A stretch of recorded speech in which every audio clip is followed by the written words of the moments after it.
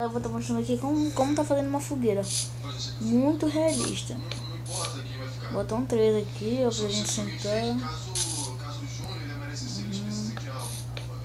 3, 1, 2, 3.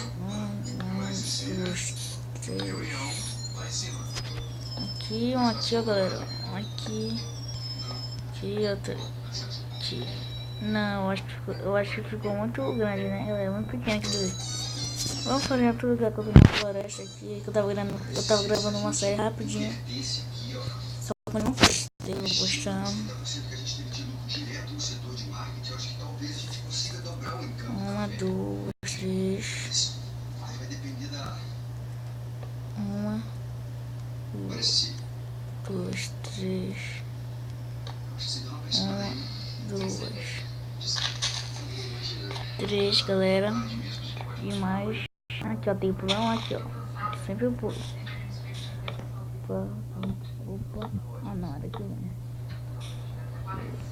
Duas, três. Tá aí, galera.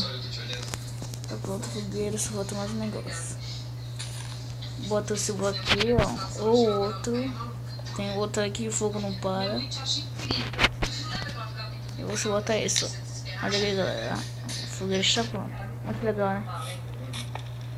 Então é isso, galera. Espero que vocês tenham gostado. Deixa o like aí, se inscreva no canal e assina o sininho para não perder nenhum vídeo.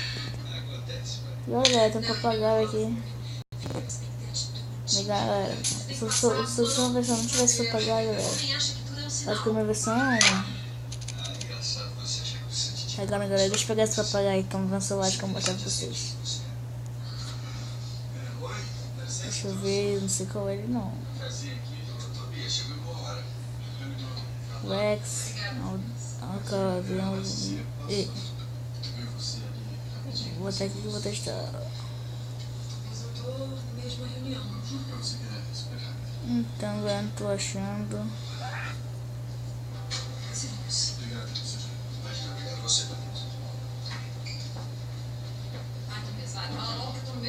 Achei, galera, papagaio. Vamos testar.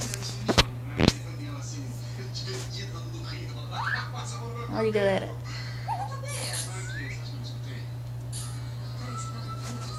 Agora esse daqui, galera.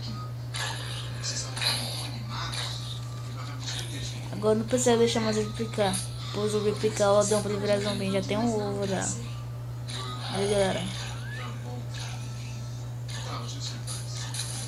Então é isso, galera. Esse é o vídeo. Tchau.